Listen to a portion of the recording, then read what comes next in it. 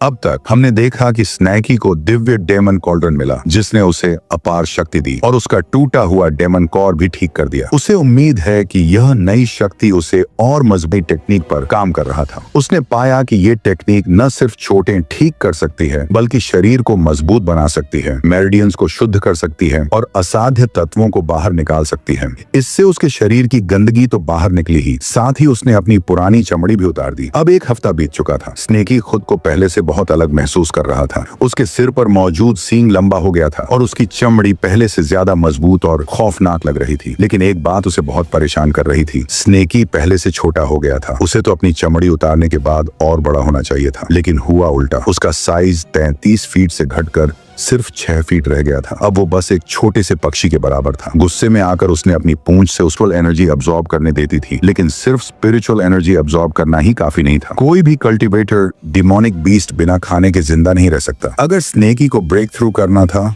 तो उसे बहुत सारा एनर्जी और ब्लड चाहिए था, मतलब बहुत सारा खाना। रात के समय स्नेकी ने देखा एक जंगली सुअर खेत में मजे से तरबूज खा रहा था। वो एक बड़ा और खतरनाक जानवर था। कल्टीवेशन सिस्टम के हिसाब से स्नेकी अब स्पिरिचुअल अवेयरनेस के पहले लेवल के पीक पर था, लेकिन वो सुअर एक साधारण जानवर था जिसके पास कोई इंटेलिजेंस नहीं थी। इसलिए अगर स्नेकी ने सही तरीके से हमला किया तो वो आराम से अपना पेट भर सकता था। उसने अपने मुंह में एक पत्थर उठाया। उसे लगा कि बस इतना ही काफी होगा उस सुअर को खत्म करने के लिए। वो धीरे धीरे उसके पीछे रेंगने लगा, लेकिन स्नेकी अचानक वहीं रुक गया। उसने देखा कि सुअर पहले से ही गुस्से से उसकी तरफ देख रहा था। एक पल की शांति के बाद स्नेकी ने सार्कास्टिकली पूछा, तरबूज पका हुआ है? लेकिन सुअर को उसकी ये चालाकी पसंद नहीं आई। वो जोर से गरजा। स्नेकी को समझ नहीं आया कि अब क्या करे। डर के मारे वो तेजी से भागा और सुअर उसके पीछे। फिर अचानक स्नेकी के सामने एक डेड एंड आ गया। अब उसके पास भागने का कोई रास्ता नहीं था। अगर वो पूरी ताकत से नहीं लड़ा तो उसकी कहानी यहीं खत्म हो जाएगी। फाइट बैक करने के लिए उसने सुअर पर पत्थर फेंकने शुरू कर दिए। उसकी प्लानिंग थी पहले सुअर को मारकर कमजोर करना, फिर उसका शिकार करना। पत्थर के सुअर से टकराने का असर इतना तेज था कि वो लहूलुहान हो गया। लेकिन कुछ ऐसा हुआ जिसने स्नेकी को रोक दिया। उसने कुछ चबाने की कोशिश की, लेकिन अचानक ही उसे उल्टी आ गई। सुअर के अंदर कुछ सख्त था। फिर उसने देखा एक डीमन कोर।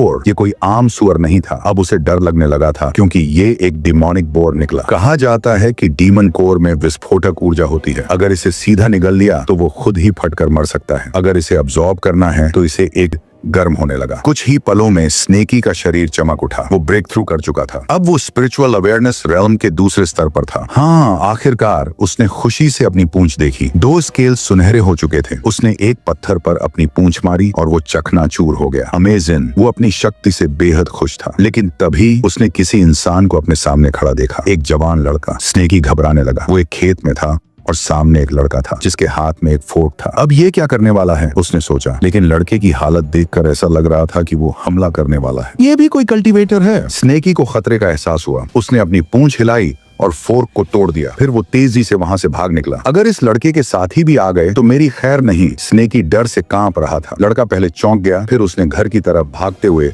अपने पिता को बताया, बाबा, वो काली नागिन जिसने माँ के हत्यारे डीमन पिग को खा लिया, वो मुझसे डर कर भाग गई। उधर स्नेकी घने जंगल में घुस चुका था। अच्छा हुआ लड़का मेरा पीछा नहीं कर रहा। उसने राहत की सांस ली। फिर उसे अजीब लगने लगा, शायद ये बस एक साधारण लड़का था। स्नेकी ने मुंह फुलाया और खुद को कायर कहा, क्या मैं सिर्फ अपनी ही कल्पना से डर गया? मुझे शर्म आ रही है। मैं एक प्राइमोर्डियल बीस्ट बनने की राह पर हूँ और यहाँ मैं इंसानों से डर रहा हूँ। नहीं, मैं अब और कमजोर नहीं बनूंगा। अब जबकि वो पहाड़ों के देवता के मंदिर के पास आ चुका था, उसने सोचा, क्यों ना अंदर जाकर इंसानों की तरह प्रार्थना करूं। आखिरकार मुझे अपनी बुद्धिमानी भी तो यहीं मिली थी। रात गहरा चुकी थी। स्नेकी को याद आया कि कल्टीवेशन में इनर डीमंस आना बहुत बड़ा टैबू होता है। अगर मुझे इसे हराना है तो मुझे इसे फेस करना होगा। इसलिए वो छिपकर देखने लगा। उसने देखा एक औरत वो एक कोने में फंसी हुई थी। मंदिर का सिर्फ एक ही दरवाजा था, मतलब अगर स्नेकी को भागना पड़ा तो बिना पकड़े जाना नामुमकिन था। इसलिए उसने बस इंतजार करने का फैसला किया। तभी आदमी ने अपना नाम बताया, मैं हूँ मास्टर चू। उसने औरत से कहा, अब तक कोई भी औरत मुझे मना नहीं कर पाई। जब मैंने उसे पाने की ठानी हो। औरत कांप रही थी। उसने चाकू निकाल कर कहा, मेरे पास मत आओ। मास्टर चू हंसा, 2 बार सोच लो। लो, वरना मैं तुम्हारी जिंदगी मौत से भी बदतर बना दूंगा। औरत गुस्से से बोली, अगर मैं तुम्हें नहीं मार सकी तो मैं खुद को खत्म कर दूंगी और तुम्हें कुछ भी हासिल नहीं होगा। स्नेकी को मास्टर चू का नाम जाना पहचाना लगा। फिर उसे याद आया ये वही आदमी था जिसने चेन फैन को पिक्सटाई में फेंका था, तो ये भी एक एक्सपर्ट है। स्नेकी ने सतर्क होकर खुद को छिपा लिया। तभी मास्टर चू ने औरत का मुंह दबोच लिया। स्नेकी को अजीब लगा, क्या ये आदमी हीट में है? इंसान कितने अजीब होते हैं, जब चाहें हीट में आ जाते हैं। हम सांप तो सिर्फ बसंत में आते हैं। मास्टर चू जबरदस्ती औरत के कपड़े उतारने की कोशिश करने लगा। स्नेकी सोचने लगा, आखिर इस कमजोर शरीर में ऐसा क्या है जो इसे इतना आकर्षित कर रहा है? अगर ये औरत जंगल में छोड़ दी जाए तो मिनटों में शिकार बन जाएगी। मास्टर चू ने चाकू छीनते हुए कहा,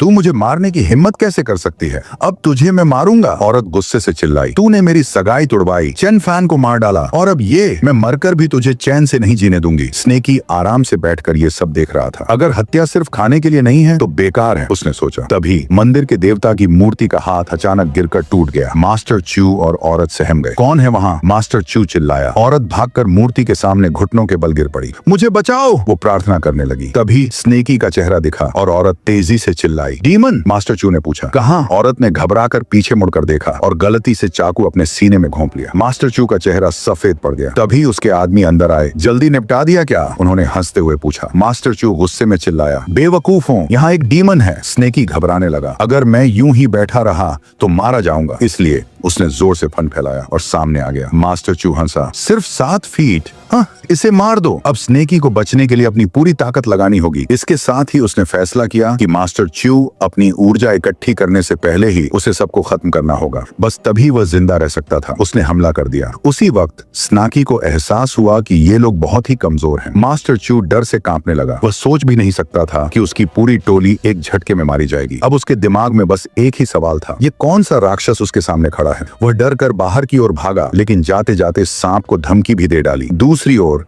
स्नेकी उलझन में था कि वह भाग क्यों रहा है, बजाय अपनी ऊर्जा इकट्ठी करने के। च्यूगैंग ने चिल्लाकर कहा कि वह अपने गुरु से कहेगा कि इस दानव से एक दवा बना दे। स्नेकी समझ गया कि हालात और ज्यादा उलझ सकते हैं, इसलिए वह उसे यूं ही नहीं जाने दे सकता था। उसने अपनी पूंछ से च्यूगैंग के सिर पर इतनी जोर से वार किया कि उसका दिमाग चूर चूर हो जाता। फिर उसने उसे घसीट कर अंदर ले गया।